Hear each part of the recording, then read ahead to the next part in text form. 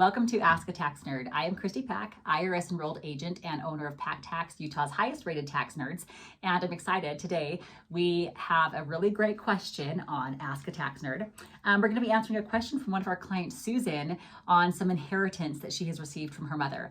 And we have the lovely Ashley Peterson here with us to help us ask that question from Susan. And just a reminder to all of you that this tax information that we're sharing today is very specific to Susan's situation. So you should always consult a tax professional on your own tax situation. Okay, Ashley, you ready? We're just gonna dive right in. Okay. Perfect. Okay, so here's Susan's question. Hi, tax nerds. My elderly mother just passed away and I'm not sure what we need to do tax-wise. Is the stuff we inherited taxable? How do we proceed? What do I tell my siblings? Thanks. Okay, perfect question, Susan. And in fact, we get this question all of the time because like it or not, like people pass away, right? And one of the main things that happens is when people pass away, one of the things you have to deal with is the taxes and the money, and if there's an estate left over. Now, if you're like me and come from kind of a normal family in a normal neighborhood, we don't have inheritances with millions and billions of dollars. We don't have trust funds and giant things that have had these estate plans. I come from kind of a normal middle class American household, and the majority of the clients that we see, like Susan, are kind of just normal people. We're not talking about what do I do with my $3.2 billion of inherited, stocks that my grandmother left me. And I know that in Susan's case, this applies as well. It's just kind of a normal person situation that a lot of people do face. And lucky for Susan, I think Susan is in charge of having to deal with this. So you never want to be the one that has to deal with the estate of your parent or sibling or someone who's passed away, but like it just might come to you. And usually when people get there, like they haven't done this before. Like if you're the trustee or the executor of somebody's estate or trust, like you probably haven't done it before, but now this person's passed away and you're in charge of having to deal with this stuff. So I do have some follow-up questions so that Susan can maybe clarify for us. Okay, so mom has passed away. She passed away just this past year. Who are the beneficiaries? Like, are there other siblings? Like who is left over that's supposed to be inheriting this stuff? So it's her and her 3 siblings. Okay, so Susan and her 3 siblings, which is an important question to ask because generally if you're going to inherit something and there's 4 of you, it's usually going to be split those 4 ways. But it's good to find out because not always. Somebody could have a will that cut everybody else out and it's all going to the new girlfriend, or I don't know what's happening with these things. Actually, we have some wild stories in our family that we won't bring up, but let's just say we had to go to court and have a few things undone because there was some wild things going on. For the $1,200 grandpa left us, there was not a lot of money, but still, here we are. Okay, so back to this. So there's 4 siblings that are inheriting stuff. Okay, so and is everybody just equal beneficiaries? Yep. Yes, and that's kind of the normal thing. There's 4 siblings or 5 siblings. Okay, can you tell me what was inherited? Like what did mom actually leave to these now grown children? There is a house, some life insurance, cash in the bank, and a small IRA from an old employer. Okay, so this is kind of like a normal situation. And it's important to know because a lot of people ask like, okay, is inheritance taxable? I'm getting some money from my mother. Is it taxable? Well, the answer always is like, well, it depends. We have to figure out what exactly it is that you're inheriting because that thing you're inheriting may or may not be taxable. Now, in Susan's case, because I know Susan, she's a client. I'm familiar with her mother's estate a little bit more. We know that her mother was not a very wealthy woman. She did not already have millions and millions of dollars of things that had been given or inherited in her lifetime. So I know that she's not going to be subject to these other weird inheritance tax rules. She's just kind of a normal person. So the answers for this situation with Susan and her mom's estate are kind of the normal person rules. So we're assuming that there's not millions and millions of dollars elsewhere. Like this is kind of it. There's the house, there's some life insurance, there's a little bit of cash in the bank, and then there's a small IRA. IRA. And so what normally happens is like when you get your cut, like somebody gives you a check, like you might be the other sibling, not Susan, and not know what this money came from. You just know that, hey, I just got $50,000. Is it taxable? Well, it depends. We have to go back to what each thing is that created this money that you're actually getting. So let's go through the list. So first you said there's a house. So as long as this house was Susan's mother's house. Like, it's actually the house she lived in, which I think it was, right? Like, this is the house that Susan's mom actually lived in. She occupied it. It was her primary residence. What we look at is how much is the house worth? How much did the house sell for? And so, like, in this situation, because I think we've been talking about it, the house itself is valued around $500,000. We know that it's basically going to be sold. Now, most houses, if you inherit the house, is not a taxable thing. So for Susan's estate with the siblings, if the house right now is worth $500,000 and they're just going to turn around and sell it. So maybe it takes them a few months to list it. Grandma passed away a few months ago, takes a few months to list it, and then they're going to sell the house. The only thing that could be taxable on this house is if the value of the house actually went up from the time that grandma passed away until the time that it sold.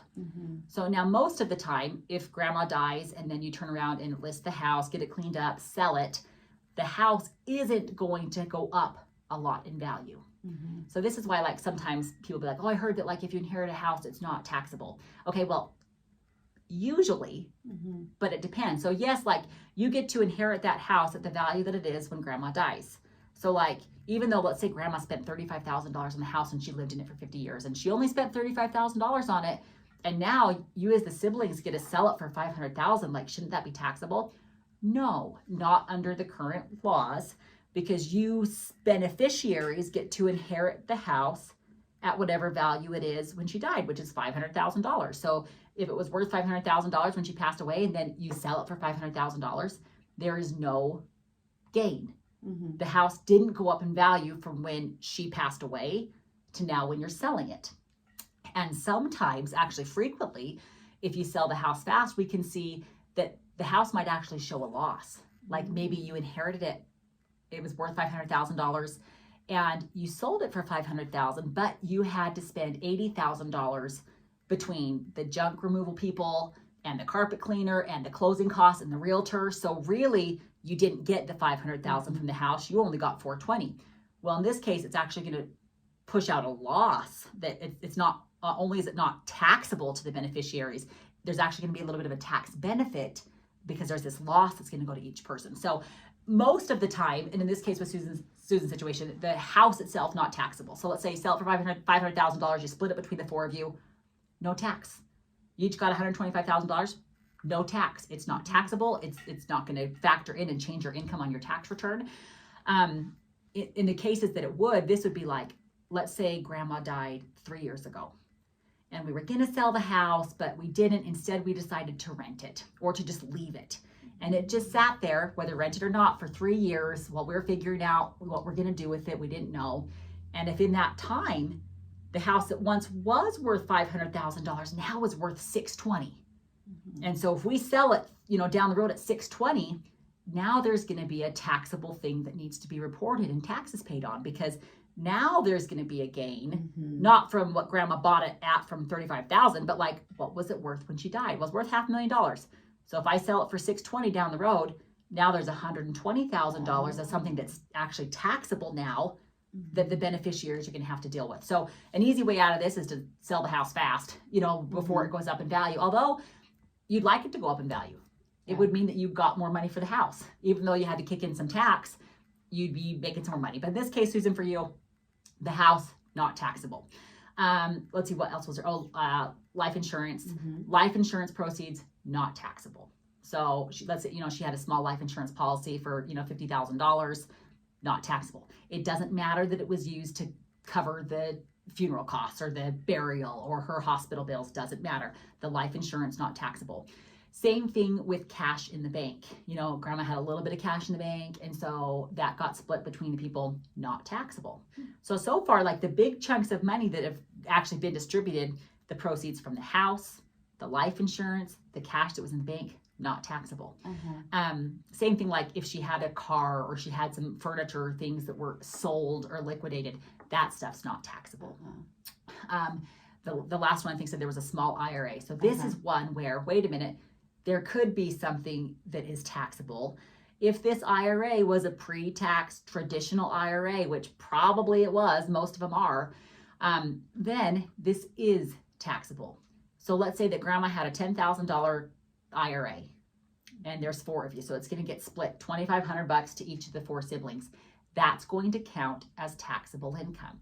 So a pre-tax IRA is like the number one thing that like we just know that's going to be taxable because grandma never paid tax on it before. It was deducted before taxes. So whoever is going to pull that money out, even if you're forced to because the person passed away, that's going to be taxable. But so let's say in this situation, you got $125,000 from the house, you got some from the life insurance, you got some from the cash in the bank, and then you got $2,500 from her IRA. Of that whole giant, 6-figure inheritance that you received, the only taxable portion is that $2,500 IRA. So, and tax on that is going to be whatever your income tax rate is, which think something like 15% for most kind of normal people. But you might also have some losses from the house if it didn't sell for very much, or you have all these big closing costs and realtor fees. So does that help?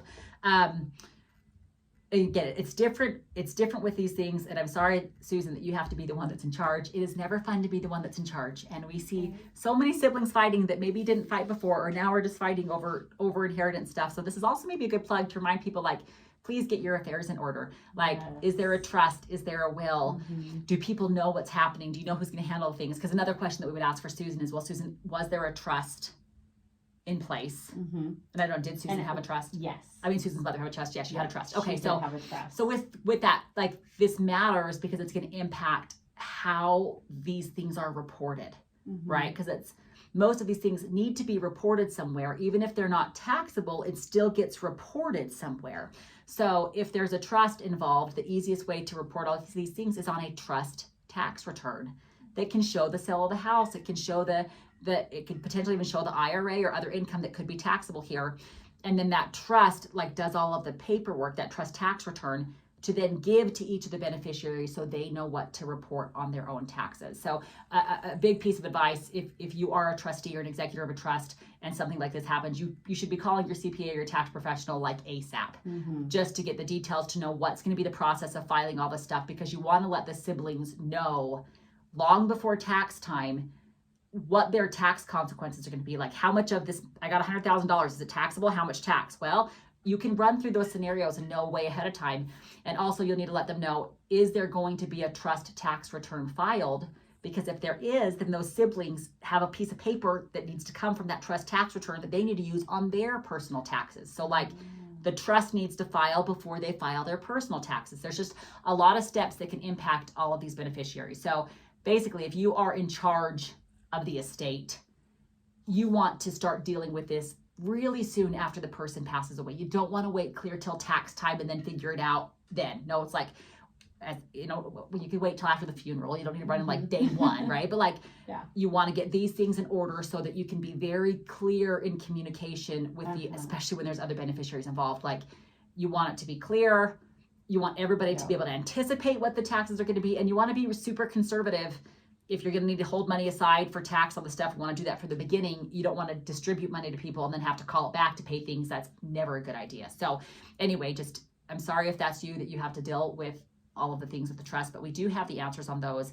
And you want to get working on it, again, long before tax season. Basically, as soon as the person's passed away, this is a good time to be meeting with your tax person to get those things answered. You don't have to wait till tax time, and there is very clear rules on all the stuff, but there's very specific rules. So is inheritance taxable? Depends.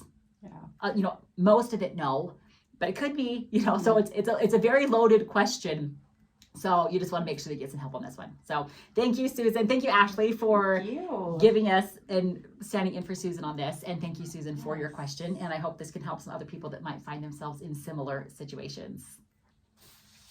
Okay, thanks for joining us today. If you have any questions that you would like to ask a tax nerd, we would love you to contact us and we can highlight them on the show. So the easiest way is to just email us. And the email is question@askataxnerd.com. Thanks, everybody.